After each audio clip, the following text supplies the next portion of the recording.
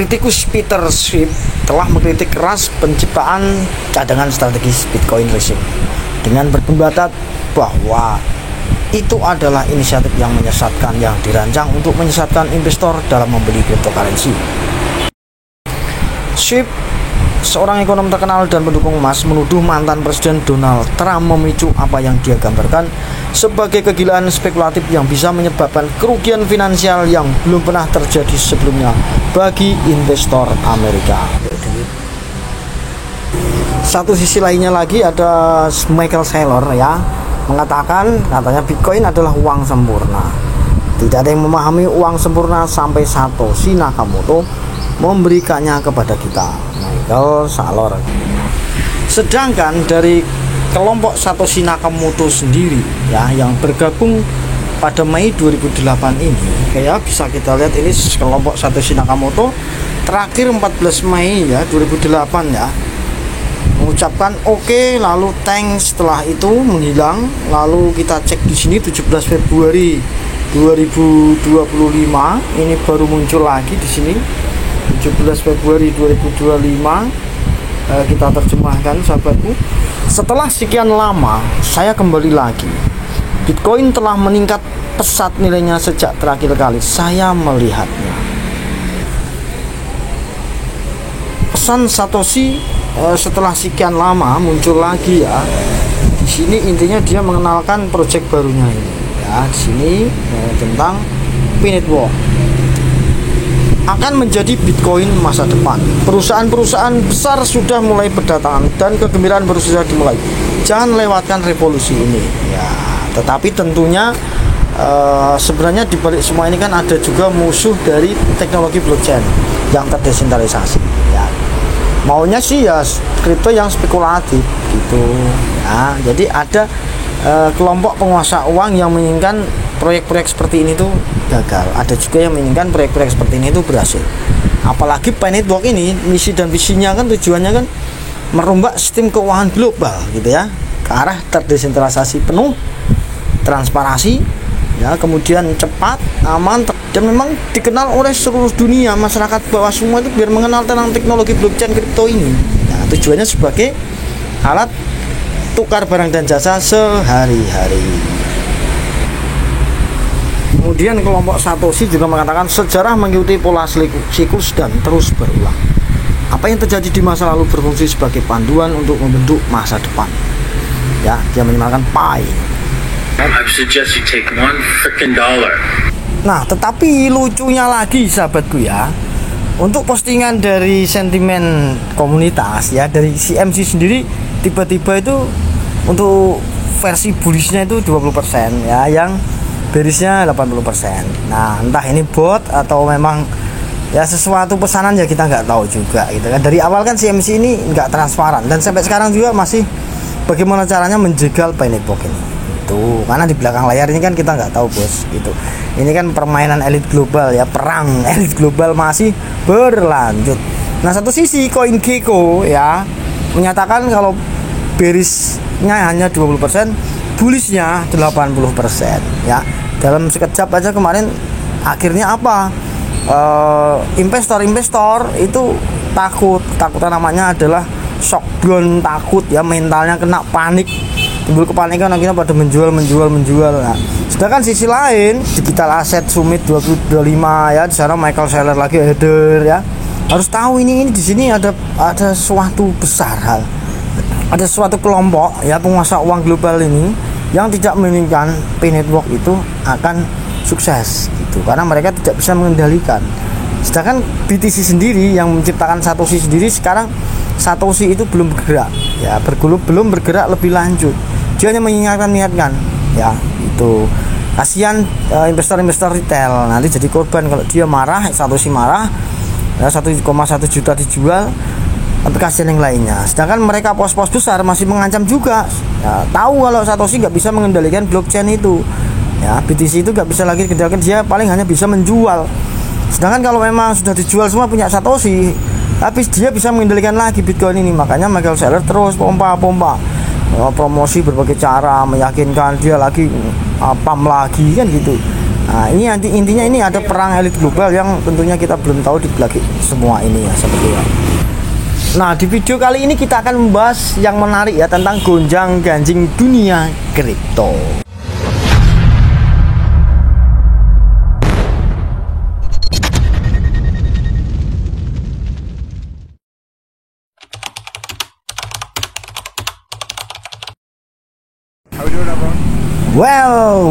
Well, Josh Gandos Kotos, yes you. Assalamualaikum warahmatullahi wabarakatuh. Salam sejahtera, salam om swastiastu, namo buddhaya, salam kebajikan. Apa kabar sahabat CCTV dimanapun berada yang saya cintai dan semoga para penambang mata uang kripto dan holder Bitcoin, semoga semuanya diberikan kesehatan, dilancarkan rezekinya, dijauhkan dari malapetaka dan dijelaskan hati dan pikirannya. Oke. Di kesempatan kali ini kita akan membahas topik tentang gunjang-gunjing kripto ya, terutama sekarang muncul lagi tentang Digital Asset Summit 2025 ya di New York. Nah, setelah kemarin apa teman-teman, Donald Trump mengumpulkan elit kripto dan juga CEO ya. Kemudian karena Bitcoin masih tetap anjlok ya gitu kan.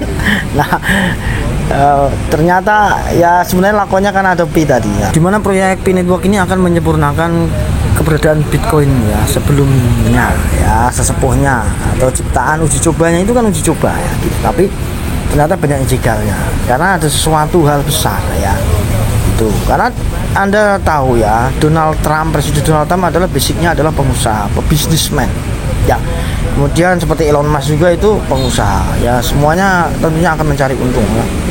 Itu intinya ini adalah ya perang elit global gitu, penguasa uang lah ya. Oke, langsung aja di summit kemarin ya, itu dihadiri oleh Presiden Donald Trump dan ada Mohamed El Erian, Chief Economy Advisor Alliance, Michael Saylor ya, Executive Chairman ya MicroStrategy, Cathie Wood ya, CEO and CEO Arx Invest, kemudian Richard Teng, CEO Binance, Anatoly Yakovenko ya, Co-founder and CEO Solana, Brett Garlinghouse ya, CEO Ripple, Sergey Nazarov, Co-founder Chainlink, Joseph Lubin, founder dan CEO Consensus, kemudian ada Pascal Gaucher, CEO Ledger, ada Robbie Mitchnick ya, Head of Digital Asset BlackRock. Nah, ini semuanya sebenarnya yang hadir ini ya pada intinya adalah semua ada businessman, ada penguasa uang juga gitu ya, pemegang kendali uang besar dunia gitu ya. Nah, ada apa semuanya ini ya? Kenapa sih Pi Network dijegal terus, Bang? Jadi kan ini tentunya kita masih misteri semua ya. Belum tentu ini Pi Network dijegal, belum tentu, Bos. Kita tidak tahu strategi Amerika seperti apa kan gitu. Makanya munculnya Satoshi juga ya, bagaimana sampai turun tangan, karena ini situasi memang ya perang elit global, Bos. Ada yang suka, ada yang enggak. Ya jangan sampai ada muncul freedom financial ya, kebebasan finansial itu sukses gitu. Karena nanti sehari-hari ini tidak butuh lagi apa? Bank. Nah, sedangkan penguasa-penguasa uang itu semuanya rata-rata memiliki bank ya, termasuk hanya The Fed ya, lembaga The Fed itu juga dikuasai oleh elit global, Bos, penguasa uang dunia gitu loh. Jadi ya, teman-teman harus paham ya kenapa Pi Network ini dijegal gitu. Dan atau ada apa dengan Pi gitu, kenapa nggak disinggung di sini kan gitu. Nah, kita harus jeli ya, kita harus menganalisa ini semua Amerika gitu kan. Semuanya mereka bermain, entah mereka sedang perang atau mereka ya semua ini masih misteri. Nah, saat ini ya, saat saya melihat video ini, tiba-tiba lagi sekarang sentimen komunitas sudah 89% lagi gitu. Jadi ini perang elit global, Bos. Itu. Jadi ini mau dimainkan. Ya, ternyata mungkin kelompok tim Nicholas CS protes lagi ya. Akhirnya bullish lagi. Jadi inilah dunia kripto yang kita tidak tahu permainan-permainan ini semua. Makanya Satoshi nggak suka dengan seperti ini ya. Dimanipulasi ya. Bisa mereka yang punya uang banyak ya, penguasa uang dunia bisa bermain senanya aja. Sedangkan orang-orang yang bawah ya, masyarakat bawah, kemudian para investor-investor retail ya yang nanggung kekayaannya itu ya jadi tumbal korban. Kadang-kadang panik dijual padahal nanti naik lagi. Ya seperti inilah dunia kripto. ya. Ini jangan sampai Pi Network ini sukses bos gitu. Nah kemarin sekejap tiba-tiba 20%, sekarang sekejap tiba-tiba 89%, kayak buat main-main gitu loh ya. Sedangkan di sini di ikhtisar di sini ya sahabatku ya. Nah ini tuh nggak fair juga masih gitu loh. Masa suplai totalnya ditulis 100 miliar, kemudian peredaran suplai 6,80 miliar. Itu artinya kan ini sudah tidak fair semua ya gitu, tidak fair semua. Ini masih ini kan pesanan-pesanan atensi para juragan-juragan di belakang layar semua ini bos. Intinya Pi Network harus tetap semangat ya, jangan down kayak gini. Ini kita nggak tahu apakah ini memang permainan Amerika, strategi Amerika ya. Ini kan sama aja seperti nanti akan membentuk stable coin ya, seperti dolar jilid 2 kan gitu loh ya.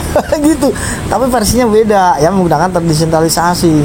Dan Pi ini ya banyaknya masih di analisa sebagai penipuan ya, tidak transparan, padahal yang paling transparan terdesentralisasi sebenarnya Pi ini ya gitu. Tapi memang inilah dunia seperti ini ya, makanya teman-teman gak usah panik ya. Seperti gini, kayak gini tenang saja. Kripto itu tidak bisa diprediksi yang secara ini bos ya, tidak bisa diprediksi secara nyata real seperti mungkin emas dan lain-lainnya ya. Volatilitasnya tinggi kalau kripto ini ya gitu. Jadi tiba-tiba nanti terus naik, kita nggak tahu bos gitu. Itulah, inilah namanya permainan mereka ya. Sebenarnya kelompok Satoshi ini atau termasuk Tuan Nicholas ini menciptakan mata uang digital terdesentralisasi yang benar-benar adil ya, transparan, terdesentralisasi benar-benar itu, nggak dimainkan cukong-cukong seperti ini kayak dulu ya. Saya juga korban Luna ya, Terra Luna itu saya juga kena. Nah itu kan mereka semua permainan gini semua ya, nggak mau seperti itu Satoshi itu. Kemudian inti dari pidato Donald Trump sendiri waktu KTT Asia Digital 2025 itu kemarin ya, lembaga besar dan kecil akan bebas berinvestasi, berinovasi, dan mengambil bagian dalam salah satu revolusi teknologi paling menarik dalam sejarah modern. Nah, jadi peluang seperti Pi Network juga itu sebenarnya masih besar bos, tenang. Karena Pi, tujuan misi dan visinya Pi ini bukan hanya sekedar kripto spekulasi seperti itu, enggak gitu loh. Akan merubah sistem keuangan global ya, seperti itu. Ya mungkin yang bank-bank besar juga nggak suka gini, seperti The Fed juga yang dulunya bisa mencetak uang ya dengan cara-cara mereka ya, ini nanti nggak bisa seperti itu bos, karena nanti ini fungsi bank akan berkurang ya, kedepannya semakin mengurangi fungsi bank, karena nanti peer to peer langsung ya, untuk alat tukar barang jasa di masyarakat ya, bisa untuk pembayaran lintas batas negara juga, tujuannya kan itu ya. Itu hanya teman-teman mungkin nggak paham sih dunia kripto ini seperti apa sih ya, gitu loh. Ngeri bos dunia kripto ini ya. Makanya kelompok Satoshi Nakamoto itu muncul lagi sekarang, itu sudah mengasih tahu ini loh ya, sudah meringatkan terus gitu loh. Ini loh yang terbaik untukmu, untuk kalian semua di dunia ini ya, untuk saat ini, kedepannya nanti juga gitu. Yang benar-benar terdesentralisasi dan benar-benar itu adil, transparan di masyarakat gitu loh. Yang tadinya orang-orang nggak mengenal kripto jadi mengenal kripto ya, yang dulunya hanya dikuasai paus sekarang dari orang-orang bawah ya. Komunitas ini 80% loh ya. Kemudian yang di bursa ini hanya 20% ya, tetap memegang komunitas bos gitu. Itu. Nah, ada beberapa analisa saya ya terkait situasi gonjang-ganjing kripto ini ya. Kenapa sih Pi tiba-tiba kemarin dibikin sentimen 20%, tiba-tiba panik investor pada jual-jual ya. Ada apa semuanya ini kan? Ya, makanya seperti Binance ya, Bybit kayak itu kan takut bos. Itu kan saingan juga. Ya sama kayak Pi, nanti kalau ada Pi browsernya jantungnya di sini. Web3 nanti ya. Ini menguasai semua nanti loh ini. Tapi memang dia adil gitu loh. Diperuntukkan untuk orang-orang bawah dulu ya gitu, biar mengenal semua untuk kedepannya sebagai mata uang global ya. Mereka nggak suka, tapi kan juga nanti ada pertukarannya di sana, ada marketplace-nya. Ini kan semua sudahlah, mereka kalah bos, takut bersaing. Nah makanya gimana caranya menghancurkan reputasinya Pi ini biar hancur total, gagal projectnya ya gitu. Nah kemudian persyaratan KYB yang begitu ketat diperlakukan oleh Cortip. Nah makanya benar-benar ini akan mencapai keuangan global, sistem global yang benar-benar aman buat penggunanya gitu ya, aman dari untuk pembayaran narkoba, aman dari pencucian uang, aman dari korupsi, aman dari pemalsuan uang dan lain sebagainya ya, untuk halnya seperti pendanaan terorisme. Makanya ini selektif benar. Makanya mereka ayel-ayelan gengsi-gengsian kayak Binance nggak mau ya, PYB ya udah nanti lihat aja ini. Tetap banyak juga yang pendukung Pinitbox bos, jangan down dulu mentalnya gitu. Nah mereka juga tentu nggak suka kalau ada PI ETF akan setuju SEC kan gitu. Banyak sekali lah ini tentang hal ini semua yang belum banyak kita ketahui. Makanya saya juga menyelidik terus. Nah, core team tuh orangnya diem tapi menghanyutkan Nicholas itu. Iya menghanyutkan dunia kripto, mengagetkan, menggemparkan. Gitu. Kalau logisnya gini, kalau memang ini penipuan, proyek abal-abal, ngapain juga sampai seperti OKX, ya, Max dan lainnya itu yang 5 exchange itu mereka PYB lulus nyatanya bisa perdagangan mereka ya. Pai ini. Gitu loh. Ini tentunya ini sangat ngeri sekali permainan di belakang ini. Tapi insya Allah ini kuat pondasinya, sudah kuat. 6 tahun bos pondasinya dibentuk. Oke ya, jadi selama ini penemuan terbesar ya, selama 50 tahun terakhir ini ya, BTC itu atau Bitcoin itu dirancang oleh kelompok Satoshi Nakamoto. Ya telah menumbangkan monopoli yang telah berlangsung selama berapa abad bos atas kendali kelompok Yahudi atau penguasa uang itu ya, seperti Rothschild family ya gitu. Ya, atas sistem keuangan tradisional global mereka menguasai semua bos, bisa mengatur Eropa, Asia, Amerika gitu. Nah sistem keuangan itu semuanya yang terlihat dan tidak terlihat telah sepenuhnya digulingkan sama kelompok Satoshi Nakamoto dengan adanya Bitcoin tadi.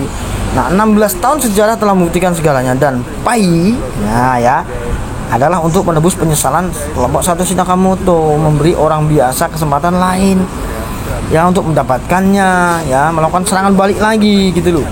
Di dunia kripto yang masa depan nanti jaringan Pi ini akan menjadi pasar incremental yang paling penting bos ya. Makanya ini disempurnakan sama Satoshi. Dia merasa berdosa nantinya kalau hanya menciptakan ini nggak berhasil visi dan misinya.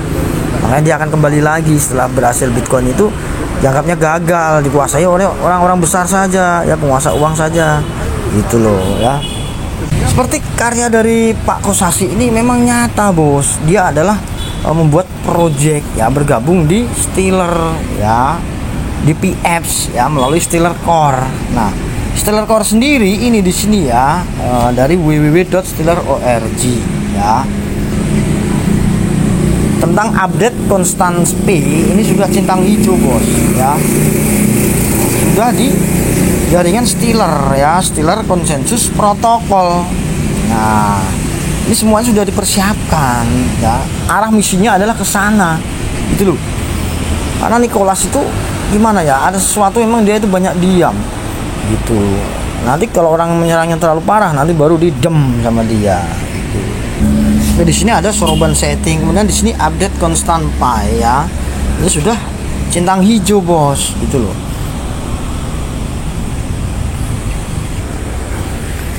Oke ya, di sini sudah oke semua. Bitcoin simbol P ya, Bitcoin value 314.159 US dollar ya, full play totalnya 100 miliar. Nah, Bitcoin transaction fee ya, fee in USD 0,01 ya, Bitcoin transaction, Bitcoin block time, maksimum transaksi size, Bitcoin maksimum transaksi size 1 juta. Bitcoin collateral ratio ya, ini di sini semua. Ini sudah semua bos, sudah true sudah ini semua gitu loh. Sudah di repository terus gitu. Nah, mematuhi hukum ya di sini ya, harus di sini ya, Amerika, Uni Eropa, Inggris Raya, California, Australia, Singapura, ya, Jepang, Hong Kong. Jadi ini sudah dipersiapkan bos gitu, tenang saja. Nah, jadi untuk matrix di blockchain Explorer Pi sendiri ya, ini kan sudah dimanipulasi, sudah dimainkan CMC juga ya, bursa kripto itu. Di sini supply efektif total itu 10,45 miliar ini ya. Kalau maksimalnya baru 100 miliar. Nah, sirkulasinya 6,7. Dari sini saja mereka sudah nggak transparan, terus dijatuhkan terus. Tapi ini gimana caranya hancur gitu loh bos. Gitu. Tapi Pi akan tetap kuat. Nah, nyata ya, terdesentralisasi dan semua transparan, bisa dicek transaksinya di sini. kecepatan transaksinya juga bisa dicek gitu ya, bisa dicoba dulu ya gitu. Tenang saja ya, tetap semangat para pionir. Oke sahabatku ya, dari US Securities and Exchange Commission ya memberikan pernyataan statement ya, statement on certain proof of work meaning activities ya, division or corporation finance 20 Maret 2025 ya, introducing perkenalan ya, as part of an effort to provide ya greater clarity on the application of the federal securities laws to crypto asset. The division or corporation finance is providing its views on certain activities on proof of work networks known as mining specialty. Jadi kalau kita baca ini panjang ya, kalau kita pelajari ya, pada pokok intinya adalah Securities Exchange Commission ya, kalau di Indonesia itu OJK, Otoritas Jasa Keuangan ya, menyatakan tentang Bitcoin ya, penambangan proof of work ini bukan masuk dalam sekuritas ya, bukan termasuk dalam keamanan aset keuangan ya. SEC sendiri ini ya mengawasi tentang aset keuangan, tentang saham, tentang obligasi ya, yang benar-benar supaya pengguna ini tidak tertipu atau benar-benar aman gitu. Jadi dijamin sama lembaga ini ya, ini lembaga independen itu loh, mengaudit, mengawasi ya gitu, mencegah adanya penipuan gitu ya, seperti termasuk penambangan Bitcoin bukti kerja ini ya, ini kan masih dalam kategori aset kripto ya, yang artinya ini fluktuatif. Menurut keterangan di sini ini tidak akan memberikan kenyamanan bagi si penggunanya gitu loh, tidak bisa dimasukkan dalam lembaga keuangan yang aman ya, bukan aset keuangan digital gitu, maksudnya aset kripto ya, masih dalam komoditas gitu loh ya. Oke ya, ini saya bahasa Indonesia kan, kemudian kita langsung ke bawah yang pokok pentingnya sahabatku ya. Di sini ada tentang pandangan ya. Nah, di sini ya. Pandangan divisi tentang aktivitas penambangan protokol ya. Divisi berpandangan bahwa aktivitas pertambangan ya dalam pernyataan ini hubungan dengan protokol pertambangan atau proof of work tadi ya, berdasarkan keadaan yang dijelaskan dalam pernyataan ini tidak melibatkan penawaran dan penjualan sekuritas dalam arti pasal 2 Undang-Undang Sekuritas tahun 1933, pasal 3 ayat 10 Undang-Undang Bursa Efek tahun 1934, Undang-Undang Bursa ya. Oleh karena itu, divisi berpandangan bahwa partisipan dalam aktivitas pertambangan tidak perlu mendaftarkan transaksi dengan komisi berdasarkan Undang-Undang Sekuritas atau tidak termasuk dalam salah satu pengecualian Undang-Undang Sekuritas dari daftar sehubungan dengan aktivitas pertambangan ini. Ya. Nah, di sini panjang, cuman proof of work ini tidak masuk dalam sekuritas. Nah, seperti apa kayak Pay Network itu nanti Stellar Consensus Protocol ya. Di sana intinya ya sama kayak XRP juga, Ripple itu ya. Nah, itu Federal Byzantine Agreement ya, pertemuan antara irisan-irisan quorum ya, berkumpul dan memberikan validasi transaksi. Itu nyata ya, berbeda dengan proof of work ini, bukti kerja ya. Jadi bersaing dia ya, memecahkan teka-teki ya, teka-teki kriptografi ya, berbeda dengan Stellar Consensus Protocol atau yang digunakan Ripple juga itu ya. Itu jadi untuk keamanan jaringannya itu lebih aman yang terbarunya ini Pay Network. Makanya namanya produk lama pasti akan ada produk baru itu yang lebih disempurnakan lagi gitu sahabatku ya. Oke ya sahabatku, kita ambil kesimpulannya ya tentang gonjang-ganjing dunia kripto ini dan tentang Digital Asset Summit ya, DASH di New York kemarin ya. Jadi Steny Kuleshov ya dari AV, Sergey Nazarov Chainlink ya, Adam Batroy ini berkumpul ya, Framework Ventures ya, memimpin diskusi utama tentang membawa seluruh dunia ke dalam rantai blockchain ini ya. Steny Kuleshov yang menyoroti peran DeFi ya dalam transformasi sistem keuangan yang memungkinkan pengguna mengakses layanan keuangan tanpa bergantung pada bank. Yaitu ya. Dan dari Sergey Nazarov memperkenalkan CCIF ya, Cross Chain Interoperability Protocol dari Chainlink yang memfasilitasi koneksi aman antara blockchain dan sistem keuangan tradisional. Nah, sementara itu sahabatku dari Framework Ventures ya, itu si Adam Badrawi membahas investasi dalam infrastruktur Web3 untuk mempercepat transformasi digital bagi perusahaan. Arahnya kemana? Ya, sudah jelas kan? Yang sering mau dijegal mana? Gitu. Nah, pokok inti dari Summit Digital Asset kemarin itu meningkatnya adopsi tokenisasi dan aset dunia nyata ya, dalam keuangan institusional. Kemudian yang kedua, evolusi stablecoin dan pembayaran blockchain di trading financial ya. Kemudian ada juga diskusi tentang regulasi terkini ya, yang membentuk masa depan aset digital. Gonjang-ganjing dunia kripto ya, inilah seperti ini. Tapi Pi ya, sesuai prediksi Cartoon Season tetap akan menjadi nomor 1 nanti ya. Akhir kata, wassalamualaikum warahmatullahi wabarakatuh. Salam cerdas Indonesiaku. Bye bye.